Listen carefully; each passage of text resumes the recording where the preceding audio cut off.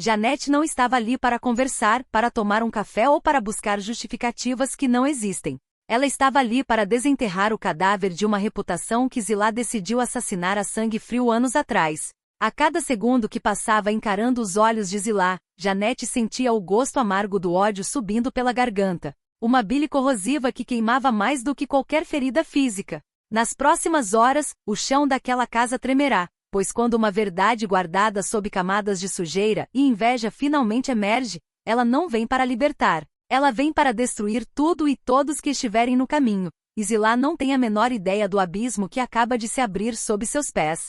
Enquanto isso, em outro canto da cidade, o clima era de uma tensão silenciosa e calculista dentro da mansão de Agrado. João Raul estava parado diante dela, com aquela postura de quem acredita que o mundo lhe deve favores. Mas a resposta de Agrado veio como um balde de água gelada em suas pretensões mais mesquinhas. Quando ela afirmou com uma voz carregada de desdém e uma firmeza absoluta, que preferia não divulgar a composição que fizeram juntos. O que se viu no rosto de João Raul foi uma transformação pavorosa. A vaidade dele, esse monstro inflado que ele alimenta diariamente, começou a murchar e se transformar em uma fúria contida. Ele não aceita ser rejeitado, ele não aceita que sua genialidade, ou o que ele julga ser genialidade, seja escondida em uma gaveta por um capricho de Agrado. Agrado olhava para ele com uma mistura de pena e asco, percebendo que aquele homem não passava de um parasita emocional tentando se agarrar ao talento alheio para não afundar no próprio esquecimento. A recusa dela não era apenas uma decisão profissional,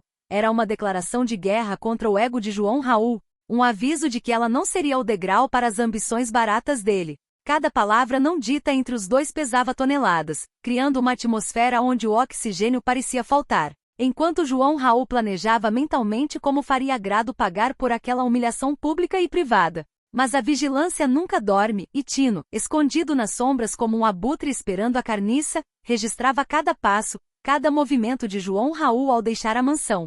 O clique da câmera era o som da sentença de morte para qualquer segredo que João Raul tentasse manter. Tino sentia um prazer quase doentio em observar a derrocada alheia, um sorriso cínico brotando em seus lábios ao imaginar o estrago que aquelas imagens causariam. Ele sabia que informação é poder e naquele momento, ele detinha o poder de estraçalhar a imagem de João Raul. O ódio que Tino nutria era alimentado pela inveja da posição que os outros ocupavam. E cada registro era uma arma carregada apontada para o peito da alta sociedade que o desprezava. Ele não via apenas um homem saindo de uma casa, ele via a prova de uma conexão que muitos fariam de tudo para esconder. E ele estava pronto para vender essa prova para quem pagasse o preço mais alto em sofrimento humano.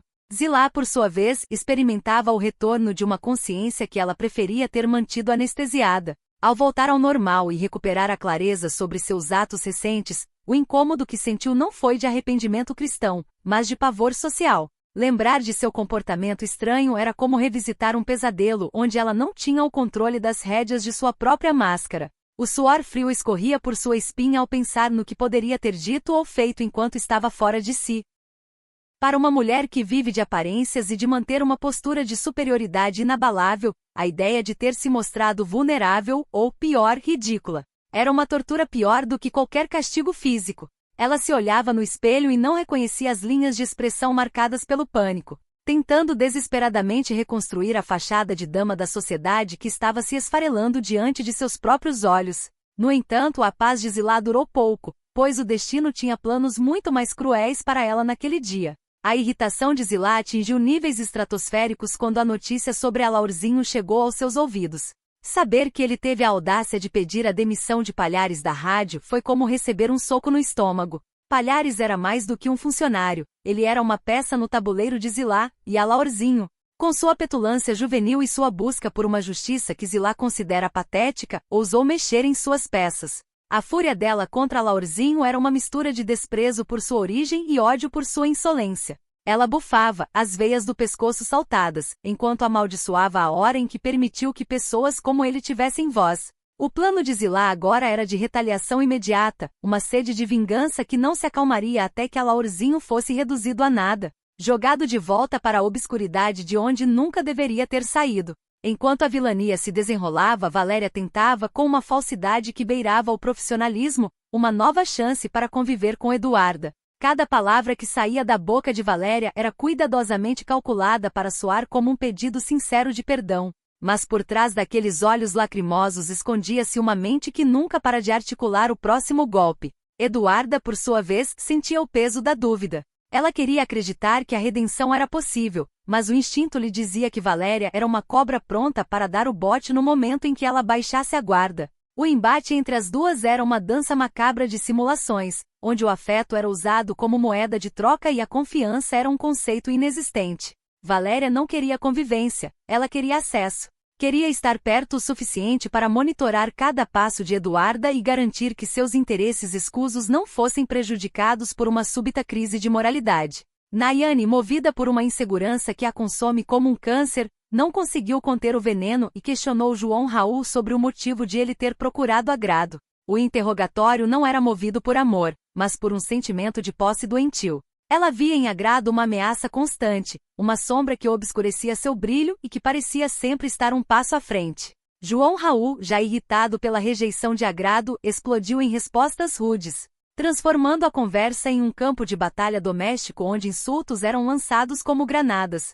A desconfiança de Nayane era o combustível que faltava para incendiar uma relação que já estava em cinzas. Mas ela preferia viver naquele inferno de ciúmes a aceitar que nunca teve o controle sobre o homem que escolheu para estar ao seu lado. Enquanto isso, os Amaral, mergulhados em sua própria bolha de hipocrisia, teciam elogios ao vídeo de Gael sobre consumo consciente.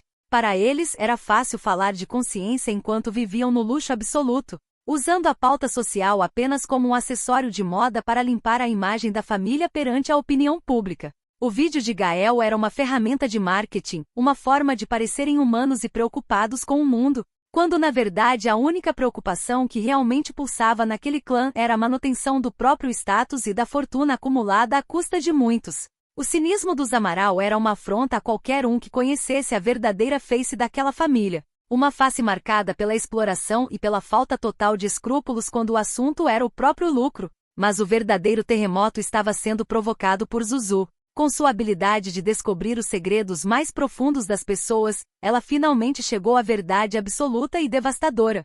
Foi Zilá quem inventou que Janete roubou o anel de Branca no passado.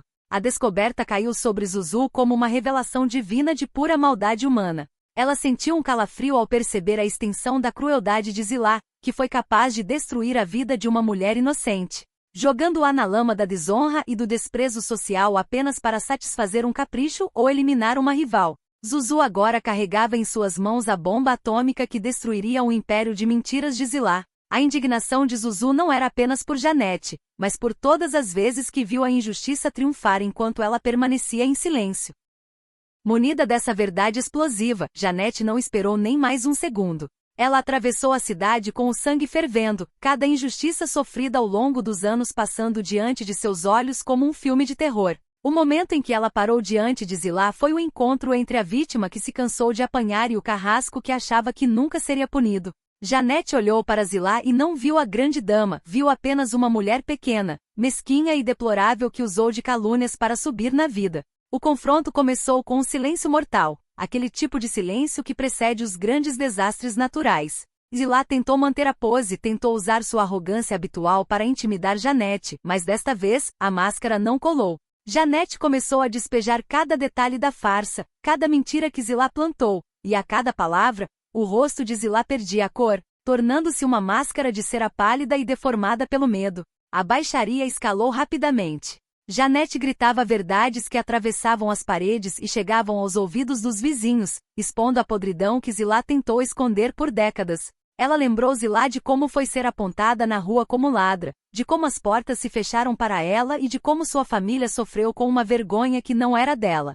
Zilá, acuada como um rato em um beco sem saída, começou a balbuciar desculpas esfarrapadas, tentando culpar o destino ou a confusão do passado. Mas Janete não aceitava nada menos que o sangue metafórico de sua inimiga. O ódio no olhar de Janete era algo palpável, uma energia negra que preenchia a sala e sufocava qualquer tentativa de defesa. Ela se aproximou de Zilá, os rostos a centímetros de distância, e a voz de Janete baixou para um sussurro sibilante, mais perigoso que qualquer grito, prometendo que aquela era apenas a primeira parcela do pagamento de uma dívida que Zilá levaria o resto da vida para quitar. O sofrimento de Janete, acumulado durante anos de exclusão e amargura, agora se transformava em uma força de destruição em massa. Ela detalhou como cada noite de choro e cada olhar de desprezo que recebeu seriam devolvidos para Zilá com juros e correção monetária. A inveja que Zilá sentiu no passado, o motivo real por trás da mentira do anel, foi exposta de forma crua. Zilá nunca suportou a luz de Janete, e por isso decidiu apagá-la. Agora Janete estava ali para incendiar o mundo de Zilá e assistir de camarote as chamas consumirem tudo que ela construiu sobre um alicerce de falsidade. Zilá percebeu que não tinha mais para onde fugir. A rede de intrigas que ela mesma teceu estava agora se fechando em volta de seu próprio pescoço, e a pressão era insuportável. A traição de Zilá não destruiria apenas a ela, mas atingiria como um estilhaço de granada todos ao seu redor. Seus filhos, seus aliados, sua posição social, tudo estava prestes a ser engolido pelo escândalo que Janete estava pronta para detonar. A tensão na sala era tão alta que parecia que as paredes poderiam rachar a qualquer momento. Janete não era mais a mulher submissa e injustiçada, ela era a vingança encarnada, e o brilho de triunfo em seus olhos mostrava que ela não teria piedade. Ela saboreava o pavor de Zilá. Cada tremor nas mãos da vilã era um bálsamo para as feridas de Janete. O embate direto, sem intermediários, sem elegância, era o que a alma de Janete pedia há muito tempo. A baixaria estava apenas começando, e o cheiro de destruição estava no ar, impregnando cada móvel de luxo daquela casa que agora parecia um mausoléu para a reputação de Zilá. Zilá tentou um último movimento desesperado, uma ameaça vazia de usar seus contatos para calar Janete, mas a gargalhada que Janete soltou foi tão carregada de escárnio que Zilá recuou 2 passos. Não havia mais contato, não havia mais poder que pudesse apagar a verdade agora que ela estava fora da caixa. O passado voltou para cobrar seu preço, e o preço era a ruína total. Janete apontou o dedo para o peito de Zilá e jurou que não descansaria até ver Zilá implorando por um perdão que nunca viria. A atmosfera de ódio e ressentimento era tão densa que o tempo parecia ter parado naquela sala, deixando as 2 mulheres presas em um ciclo eterno de agressividade e dor. O que Zilá faria agora que sua maior sujeira foi exposta ao sol? Como ela explicaria para o mundo que a grande dama não passa de uma mentirosa vulgar que destruiu a vida de uma inocente por puro despeito?